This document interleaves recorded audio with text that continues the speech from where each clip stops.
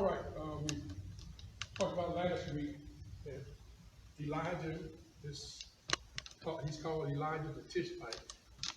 From Tishbe. We say we don't know exactly what Tishbe is.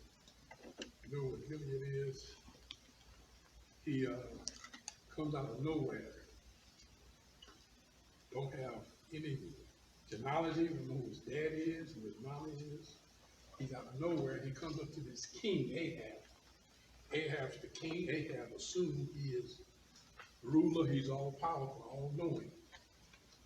And Elijah, who is God's prophet, God's foreteller, he comes, he has a word from God. I assume it's a word from God because he says it's not going to rain until I tell you. Not going to rain until I tell you. That's pretty good. I know he's from God because it didn't rain. It didn't rain. If I said it's not going to rain a month and it start raining tonight, I say, oops, something is wrong. Something's wrong. But he's a man of God. He has a spiritual connection. That's important. He has a spiritual connection. He tells him that, and then the Bible says he disappears. He goes to this brook, Cherith. Why do you think God sent him to that brook? Anybody? There's no right or wrong answer. I'm just kind of picking your brain. Preparation. Preparation? What you got? He knew that he was going to look for him. Yeah, he hired it. Anybody else?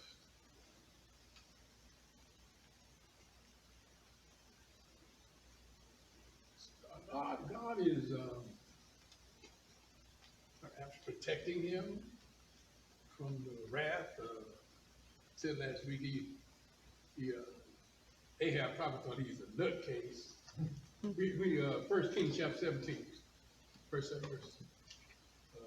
Ahab probably thought he was a nutcase at first, but week passed, month passed, 6 months passed. You soon kind of want to take him seriously. He's going to start looking for him. God is sending them perhaps to hide. God is sitting there hiding him to protect him.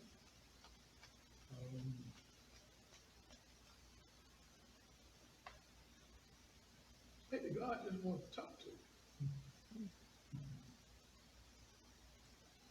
There are a lot of speculation we could put there. You can do a lot of guessing. Like I said before, I can't say what's right and what's wrong. But there's certain principles I could inject into there that we can walk away with some certainty. The first principle that came to my mind is the fact that God never has us to do anything that does not include our spiritual growth. Whatever God tells us to do, in there somewhere is our spiritual growth. Instead of asking why, you should ask him what. The question is, Lord, why did you send me here? What is it you're trying to teach me here? Pretty basic principle. You can say that a lot. But that's important because if I'm not careful, I can misread my circumstances and assume that difficulties, hard times, are something that God has imparted to me to punish me. When in fact God is only trying to grow me. And I keep saying one of the problems we have is too often we think difficulty is punishment, when in Scripture, one of the most punishing, one of the most suffering, I should say, characters in the Bible is Job. Job goes through, wow, hell, lack of a better word. He loses everything. His reputation is in the toilet. It's like, here's a man the Bible defines as a perfect and upright man. And yet his friends, not just his neighbors, his friends come by and say, you ain't worth it. You did something bad. You the worst of the worst. The lowest of the low. His wife said, why don't you curse God and die? And we know he don't. But we know that what he experienced wasn't because of Satan's initiative. So there was a meeting, sons of God, and Satan shows up. But God says, what are you doing? And he doesn't mention Job's name. He says, I'm walking to and fro, seeking whom I may devour. It's God that puts up Job's name. It's God that offers him up. It's God who puts him in the devil's thinking. It's God who puts him on trial. And I said, it's something we don't like to face, but I found in my lifetime, God really, rarely, he grows us with success. Most of the time, when God gets ready to grow us, he takes us through a storm, through some testing, some trouble. Sometimes it's hard to seek God when you got everything.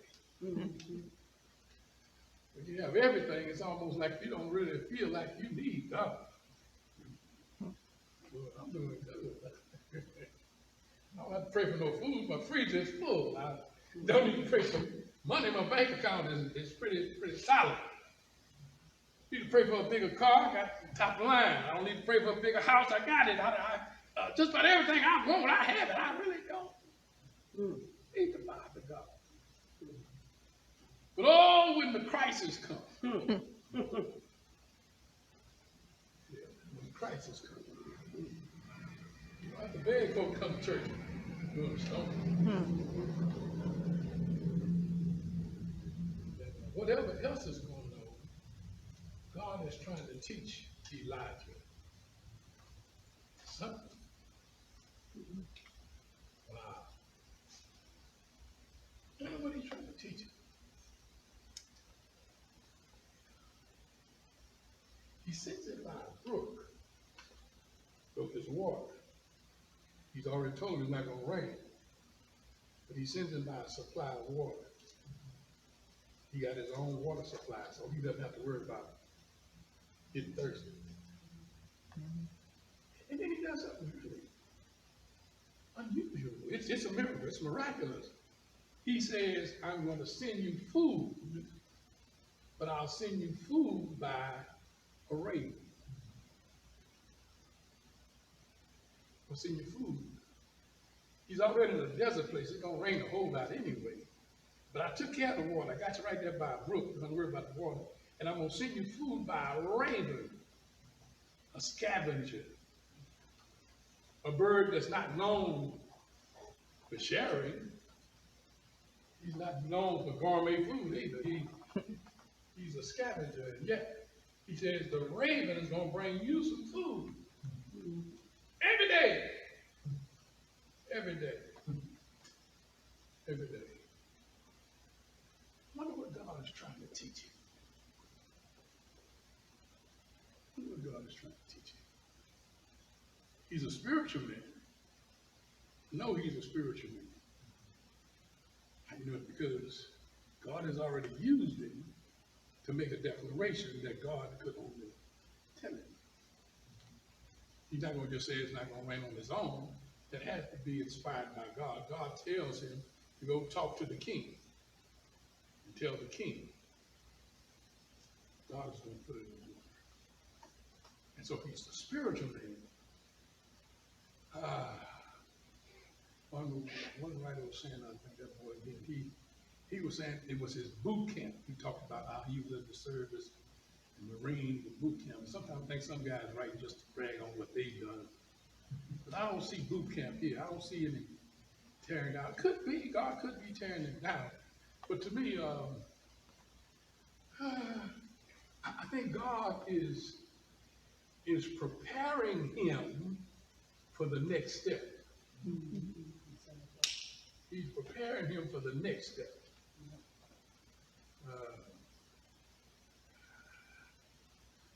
Not boot camp. He's getting him ready. He's getting him ready. He's getting him ready. There's one thing you'll never hear God tell you. In fact, if you hear a spirit tell you, that's the devil talking to you. If ever you hear a spirit tell you, you know enough, you don't need to grow anymore. Oh my God. You're spiritually as strong as you need to be. That's the devil. Like, you know, you've been walking with God for 70 years. There's really nothing, a whole lot you could learn. You know, there's a few things, you know, a couple of things, but not anything important.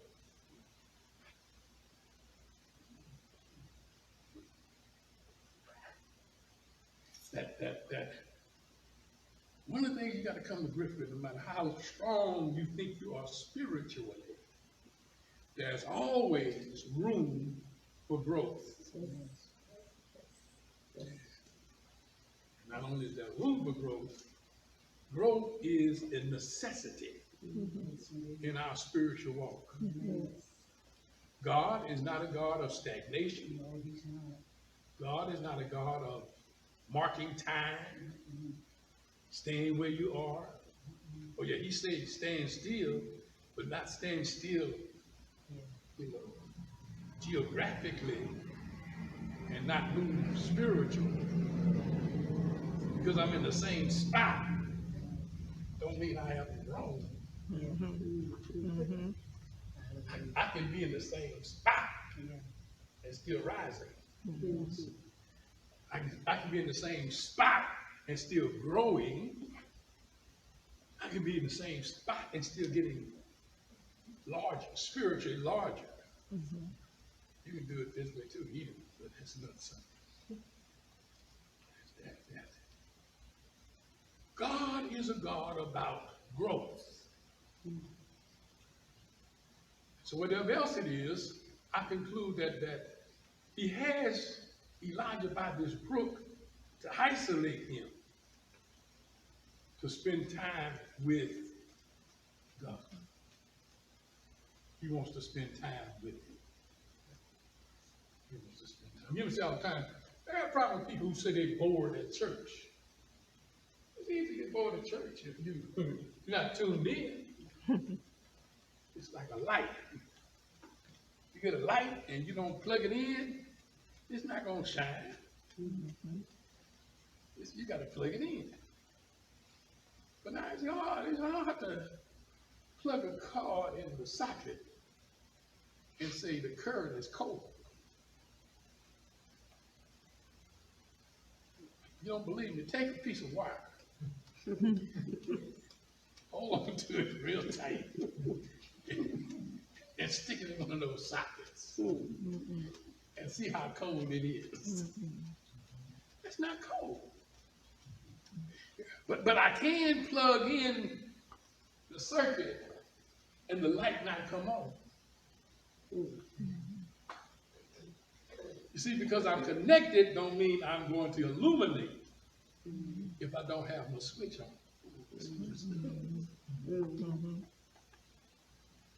I got to be connected and turned on. And unfortunately, a lot of folks come to church, they don't even connect. But then you got some who connected and won't turn on. And see, when you think you got it all, I don't need this. Choir, the choir singing the same old song. I don't need this.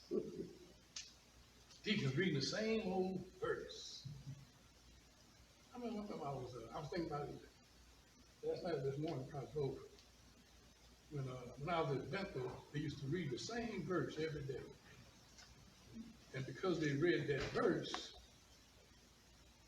subconsciously I memorized to be realized. Make it to the Lord.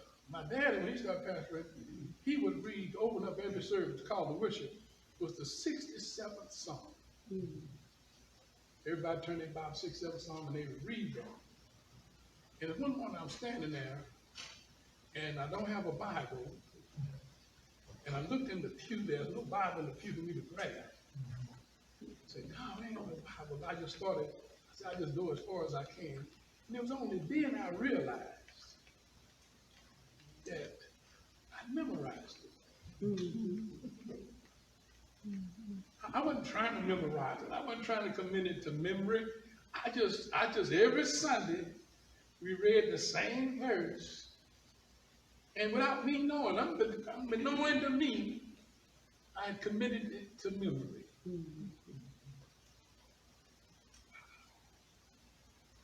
What are you saying? I'm saying routine can be beneficial if you got the right spirit. Something wrong with a person reading the scripture and saying you've read this before and use that as an excuse not to get something from it now.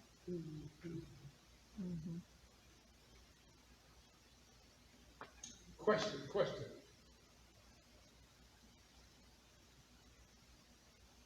Does God know anything that we don't know?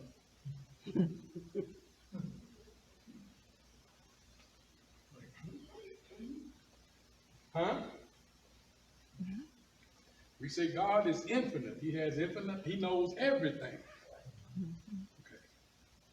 Is there anybody in here that knows everything? You always got to look, so that always got to Is there anybody in here knows as much as God knows?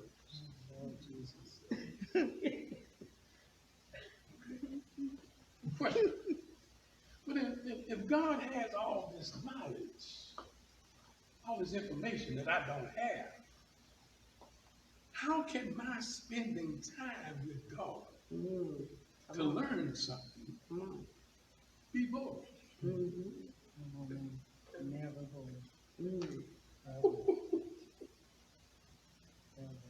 I mean, if God is infinite, because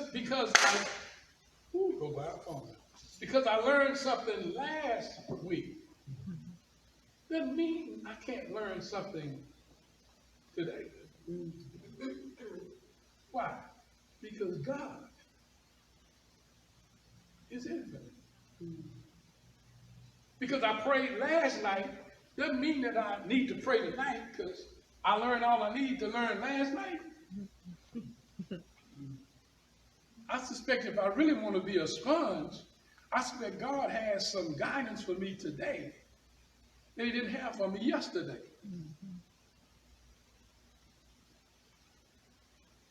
My assignment. He gave me an assignment yesterday to go keep me busy for a month. I don't need to pray to him for a month.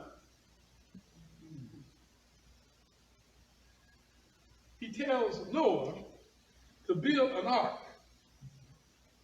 Huh? Y'all remember that? Did he stop there? When you read further, you're going to see he gave him details on how to turn his phone off when class is going on. I'm sorry, Pastor.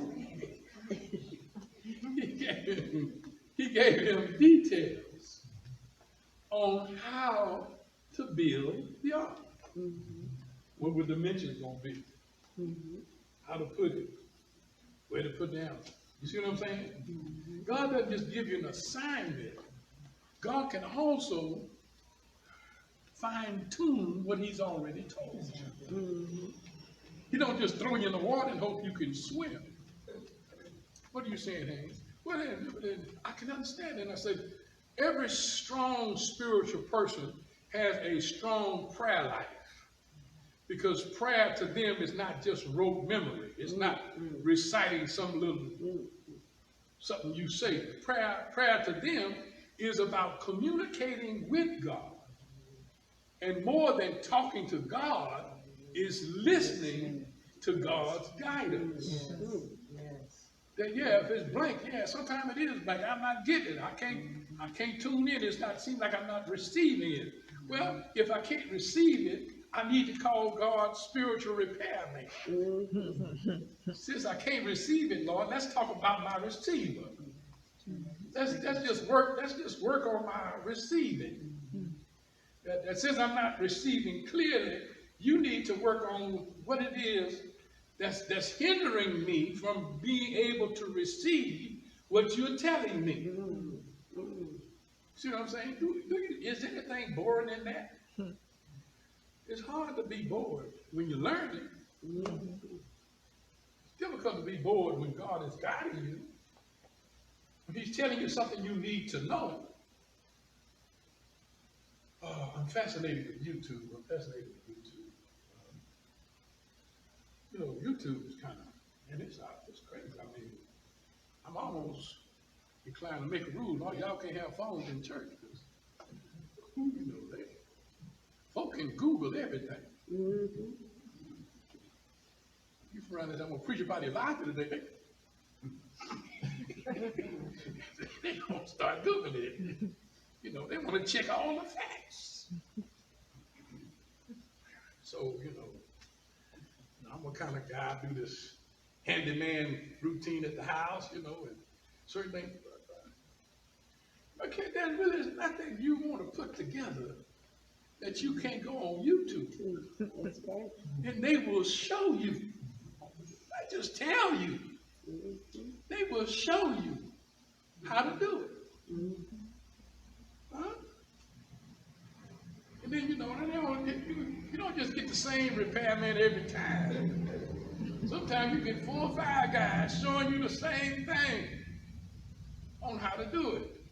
Why you brought that up, Haynes? I brought it up because there's a difference in you learning how to repair your faucet when your faucets are running and fine. And you looking at how to repair your faucets when you got a hole in your pipe. When your faucet is dripping, you need to change a gasket. I have a little bit more interest in the how-to when I need to know the how-to get it done. Saying, one of the things the devil does, he tries to get us complacent when it comes to talking to God, instead of focusing on what it is God is trying to lead us to do. What is God trying to lead Elijah to? What is God trying to get Elijah ready for? Well, we know he's about to go to the widow's house. I don't think he's trying to get him ready for that. In fact, he tells him about that. In verse 8. Man, well, he started at 8, I think he's trying to get him Mount Carmel. I think he's trying to get him to Mount Carmel. Don't get me wrong. The widow is on the way to Mount Carmel. The widow is another step to Mount Carmel. But don't fool yourself.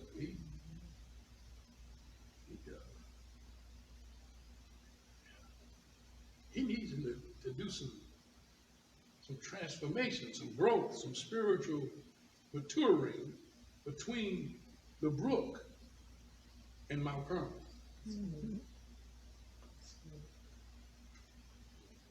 And see, God doesn't ever tell us at the brook that we're headed to Mount Carmel. He don't even tell you at the brook you're going to the widow's house. All he tells you at the brook is, listen, learn, grow, increase your capacity to consume. Because what I'm dishing out, you're gonna need it. You got to get a bigger tank. You don't need a bigger tank if you're gonna park it in the garage. So when I was a boy, I didn't go to California. I didn't go to California until I graduated college. But I always heard you speak talking about California. They talk about California. And invariably they talk about, from Beaumont, you go on I-10, they would talk about El Paso. It's right before the desert. So when you stop at El Paso, you got to fill up. Because you got a long way to go before the next gas station. And if you don't fill up, you're gonna run out of gas. They always have these stories about people, you know, got some hard-headed folk. I got enough. And said when you're riding down the freeway, you look on the side of the road. They car on the side of the road. Because they didn't fill up, they didn't get enough. Car on the side of the road with the hood up, steam coming out because the car ran hot, because it's desert. Wasn't ready to go through the desert. God says, don't take for granted your preparation period, because your preparation period increases your capacity to consume so that your tanks are larger so you can travel further before you have to fill up again. If I'm full. That's why you got to take advantage of filling up. I say that's what Sunday morning service is really all about. Sunday morning service is really your spiritual gas station that you come to fill up. That's what I come to church to fill up. I don't care what's ahead. I want to just make sure when I leave, my needle is on full. I want to receive as much as God wants to give me, because only God knows. See, some of them say me and God. Really, I don't even know all that is in store for me before I get back here. So I want to fill up with everything God has for me, so that I'm prepared to travel the road that God is leading me. I think God is getting ready for Mount Carmel, but he doesn't know he's getting ready for Mount Carmel. He doesn't know he has to go to the widow's house yet. What you saying? He said, the time we spend with God is a valuable time that I need to learn as much as I need to learn, receive as much as I can receive. I need to be a sponge. I need to soak up all that God is trying to give me. Don't quench the spirit. Don't quench the spirit. Be careful you are not one of these persons that pushes God off. I know it's like a wife trying to kiss her husband. Every time she tries to get a little kiss, she pushes him away. Every time your husband trying to kiss you on the jaw, you're pushing him away. If you keep pushing them away, the day will come when they stop trying. And when you keep pushing God away, God put you in a category. Well, they don't want to get all of it. You know, they got some folks want to get happy, but not too happy. I want to feel your spirit, but I don't want to feel your spirit that I act like her. Linda be making all that noise and jump. I don't want that. I don't want that. I don't want to be a spectacle. You got to be careful trying to limit telling God how much to give you. You got to be careful trying to deal with God without totally surrendering to God. Get to a point where I really don't care what you think about me. Come on now. Come on. As long as God and I got Come on this now. thing, Yes, sir. as long as I'm connected to Him, as long as this lifeline keeps running, Hallelujah. Yes, sir. That's all that I'm in matters. good shape. That's all that matters. I feel all right. Yes. I don't feel like I wasted my time. Yes. I leave full. Yes, sir. And when I'm full, I'm ready. Yes. Yes. When I'm full, I'm ready. Yes, sir. Anybody that don't understand you getting happy, they need help. I know you're right. Yeah, they need help. You can pray for them. Yep. I don't do they not know what they missing. They missing something they never had. Because if they had it, they would understand what you have. Somebody read verse 8 for me.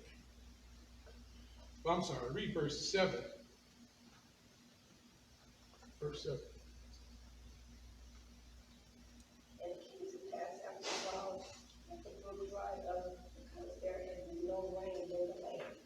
It came to pass that the brook dried up. God has sent me here. He sent me here for growth. I said, He sent me here for meditation, isolation. But it came to pass that the brook dried up.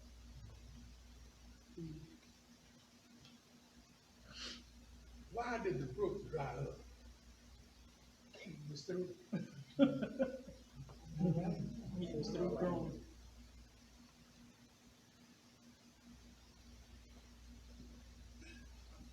The brook dries up when God is ready to take you to the next level. Yes. If I'm not careful, I will become complacent with my brooks. If I'm not careful, I'll start feeling like I'm better than Shannon because I got a brook and she don't.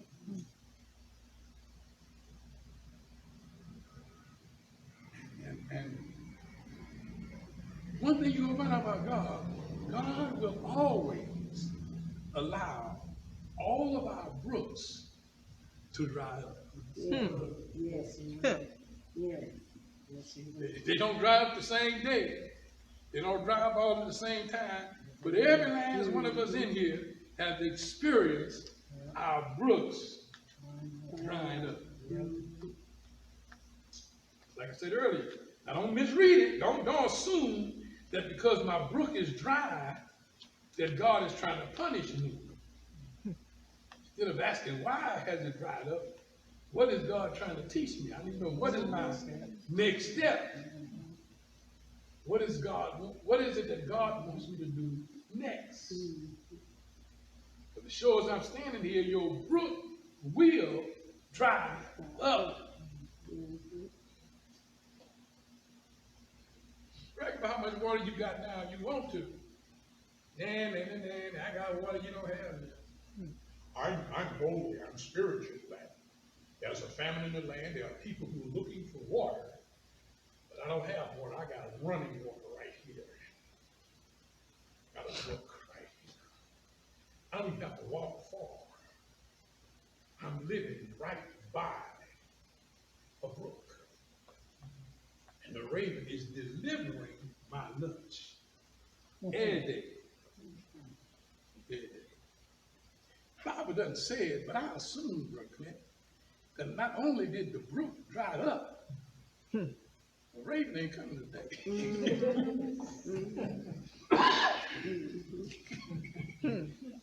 I suspect when that brook dried up, your food supply has just diminished. Yeah. Huh? God is trying to relocate me. God is trying to say, see, sometimes we don't know when to stop praying. I say that people who have strong spiritual lives, all spiritually strong people have strong prayer lives. But the question, when do you stop praying? Now, you got to worry about when you stop at church, because if you pray too long, I'm going to stop. Some folks think you're supposed to have a 30-minute prayer at church. That ain't, you pray long at your house, you don't do it here. But how long should you take at your house? Ian Bounds talks about people who had prayer lives where they prayed 7 hours a day, 8 hours. I mean, how do you know to stop at 7, not go 8? Stop at 8, not go 9. How do you know when to stop? Truth of the matter is, if you're in contact with God, if you're really talking to God and God is talking to you, He'll tell you when it's time to change course, because your brook gonna dry up. You see, if I spend 24/7 praying, I don't really have time to do anything. God is not a God just about me talking to Him and listening to Him. At some point, I need to commit to action that which He's charged me with. Brook drying up. Read verse 8. I'm going to let y'all go. Next time we go into the sanctuary, it's going to be this hot. We're going to make sure we're cool. Come on, bro. Let me read 8.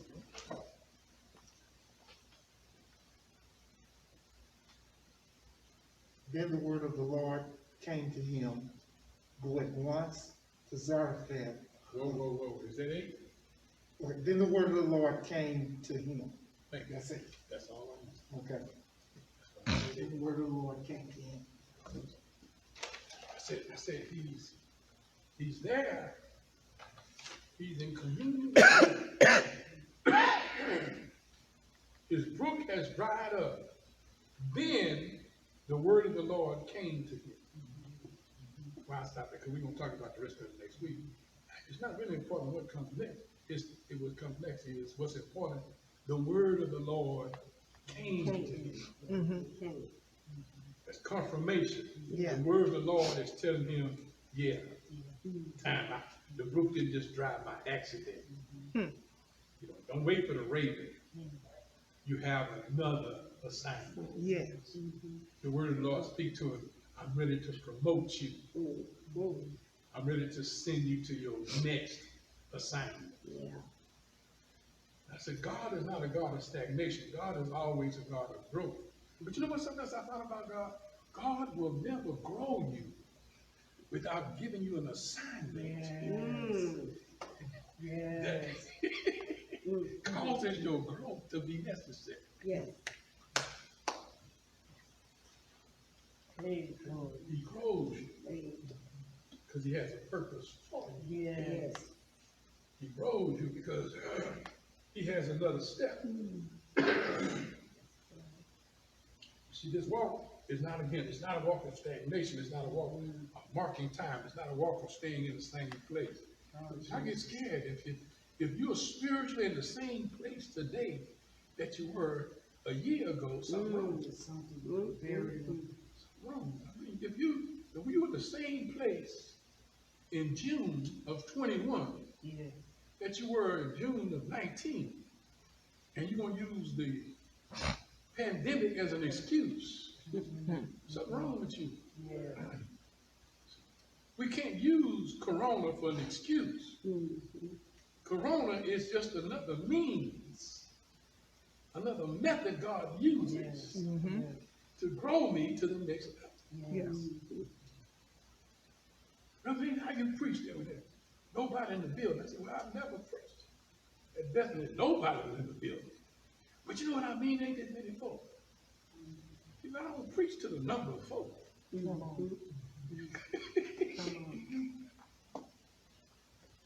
So when I was a boy, we played church. And we played church. My sister, the one that used to be a member here, she played the piano. She's a musician. My mom was a real musician in our church, but she was a musician. My other sister and cousins, they were in the choir.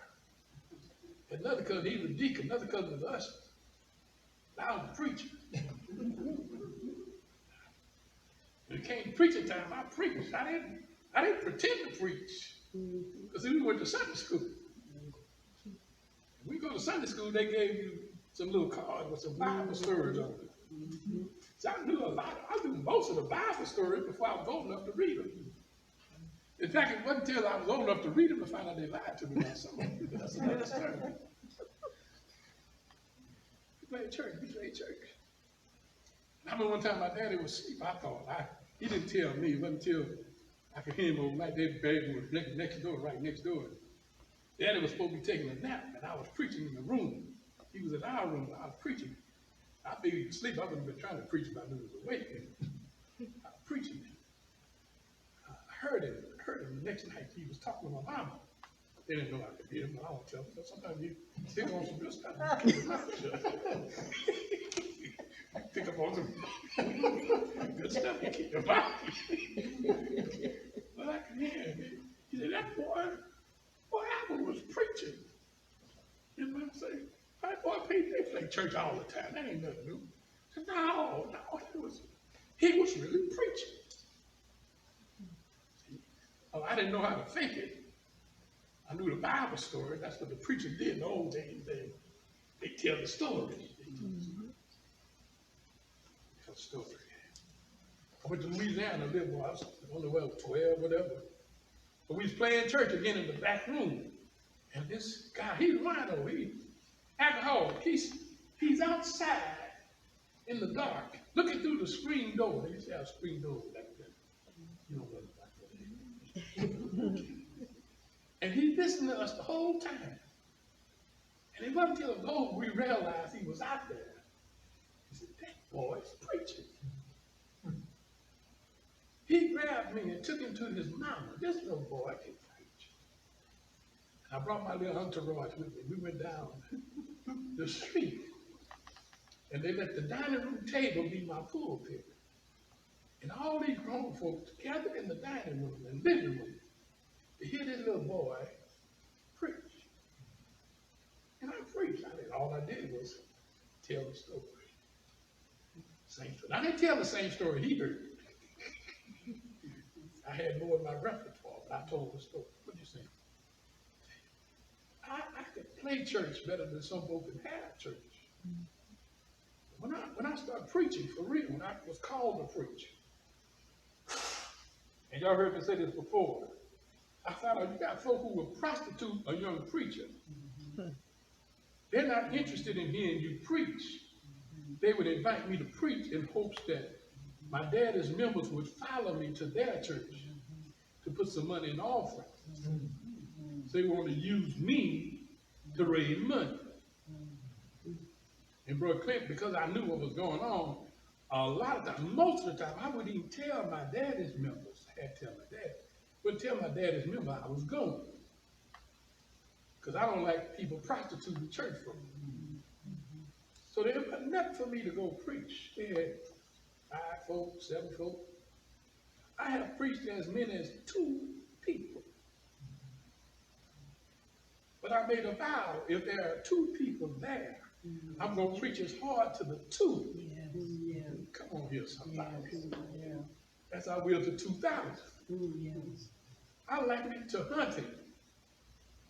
If you learn how to hit a rabbit, but they ain't got but 2 rabbits running out there in the field, if you're proficient with hitting one of those 2 rabbits, you all not have difficulty hitting you a rabbit when there's 2,000. Y'all missed my point.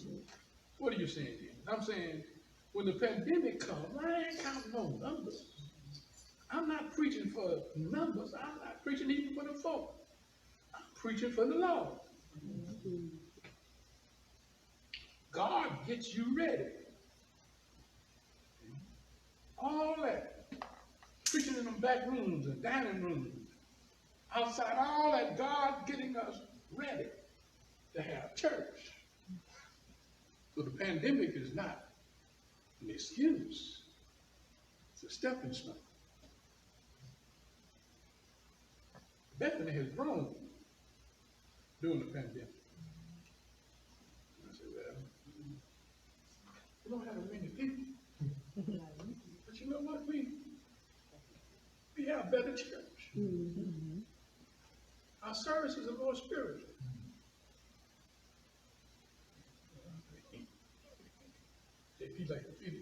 We have better church when the hell is not here. When the skeptics stay gone. And if we can tune into the Lord and ask God, what is it you want us to do? God God says, I'll take your 23,000 and reduce it to 10,000. But it says 10,000 is still too many. And he'll reduce it down to 300.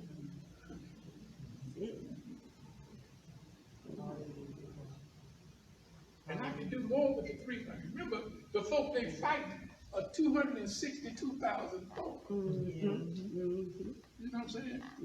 23,000 ain't nothing to brag about. But now you're going to take away over half of them and tell me I still have too many?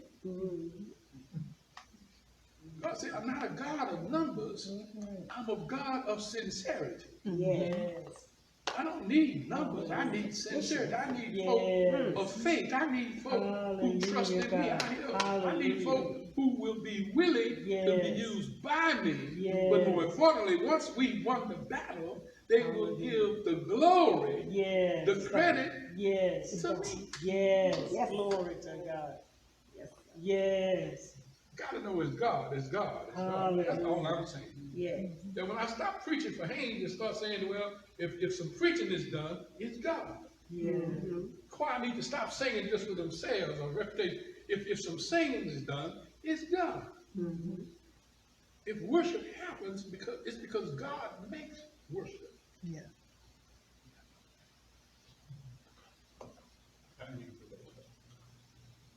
Questions, comments? What time is it? What time is it? 8 o'clock. Oh, wow. Gee, that's the people that went out 15 minutes earlier. Somebody don't like that.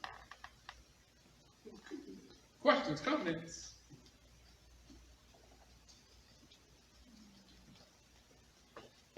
Ain't got no questions.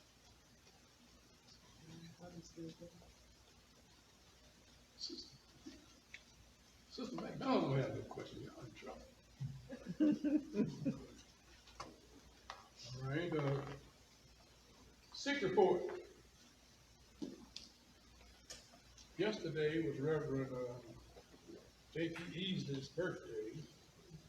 As I said earlier, today is Sister Brenda Stark's birthday. So we got sung to Reverend Easley this morning, so we got to sing happy birthday to Sister Stark before we leave today.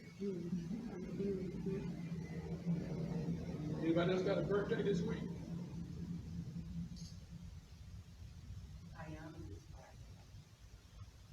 It's coming around. Oh, okay. Yeah. I didn't give you a birthday Monday. Your birthday Monday Sunday. I got something for you. All right. How old are you gonna be? You gonna be 13? 12. 12? Girl been telling me she was 12 for a long time. They always try to rush it in.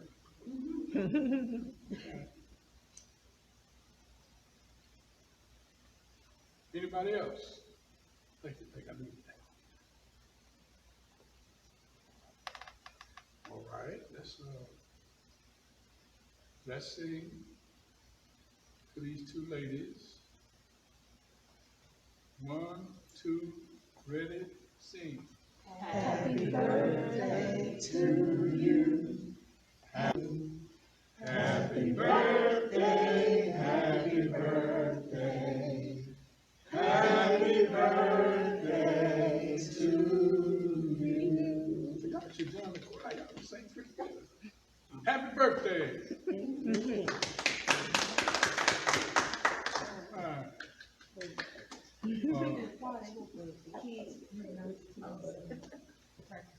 Kids when? Kids be here about to take the practice. 9:15? Oh, you trying to do it early? Okay. They want the kids early Sunday so they can practice.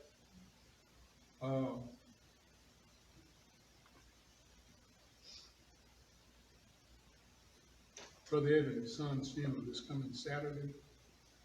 I haven't gotten the ticket yet, but if we get it, I'll have to try to put it on Facebook. I don't know what it is. And this week is the week they're going to have the West Wall Street commemorating that massacre in Tulsa, Oklahoma, the Black Wall Street.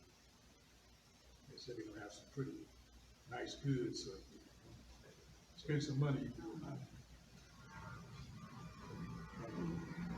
Any other announcement I'm forgetting? So we need to lift up Sister Mary Johnson again. She is still battling stage 4 cancer. The youth ministry will have a acknowledgement of our seniors Sunday, and I need to know when to announce it. They'll be here. The seniors gonna be here Sunday. They want to appreciate our seniors this coming Sunday. How long do you think this gonna take? It should take us 5 minutes. Good enough. Yeah. 5 minutes, okay. Yeah, let's do that. How many do we have? We have 3 from this year, 2021, and we didn't do anything for the 2020. So. How many you have in 22? That's 5. 5? Is it 5 plus 3 or 5 plus 3 5 plus 2? total. Okay, let's do that, let's do that. Thank you. Yeah, usually we do that like right after the offering and right before the offering. Okay. Happy offering.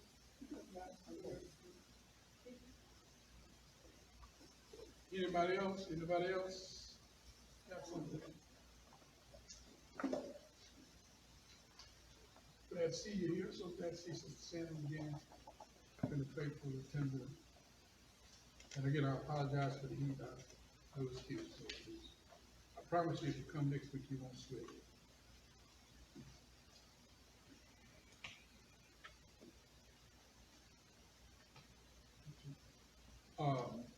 Your birthday on the 16th? That's next week, right? So Sabrina's birthday is next week. Make sure we call her name Sunday. Is that? We call everybody's name. I don't mind calling it too much, just man, when I skip somebody, What's that? that's Johnny Taylor's daughter. Pastor Haynes, I wanted us to pray for my good friend. She's visited here from Chicago. Her daughter and her grandson was gunned down in her yard. Last year she called me. But God miraculously saved both of them. But the boy got hit 4 times. The grandson, he was 18, senior, they're in Chicago. So In Chicago, yeah, that's yeah, the thing. so yeah, she had when You she say called, both survived? both survived. It's She, not good.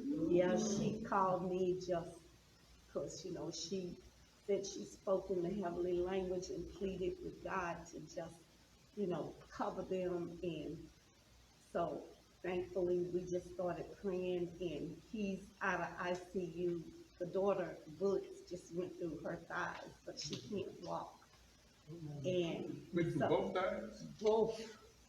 The guy came up, she said, to the window, car window. They were parked in her driveway. So I just want, we're living in some tough times, period, but, It's all what we do to each other. Yeah. Talk about what white folks do and rednecks and all that, but it's sad what we do to each other. yeah. And these are young boys, I know. 12, 13 years old. That's the problem. Ain't no damn. They play these computer games. They think you can get a reset button. And there's no reset. They don't know the value of a life. We used to have fist fights. They don't have fist fights no more. They pull a gun out and shoot people. So it's sad. Let's be prayerful. Let's pray for not only those 2 victims, but that's oh my Lord. That's everyday news now. And we're saying Black Lives Matter. Maybe we need to learn that first. Yes, sir. Our lives matter. Yes, We need to fill our churches with some of these people. yes, yes, sir. That's another problem. We don't believe in going to church anymore. We don't have time for God. And so that's where we are. And let's be proud that God uses us to turn it all around. Yes, yes, sir. Can you stand for our closing prayer?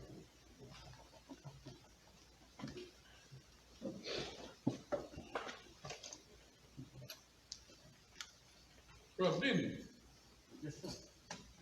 on you, man. Dear Heavenly Father, we just thank you once again for allowing us to see this day. Each and every day that you make for us, no matter what trials and tribulations we go through, rejoice and be glad that you allow our feet to touch the floor. Dear Heavenly Father, just ask you to be with everybody here today. Give them travel graces back home, dear Heavenly Father. For we never know what we might encounter. Dear Heavenly Father, we thank you for this lesson, for we know we can do nothing without you. You hold our steps.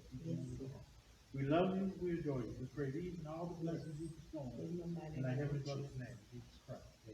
Amen. Amen.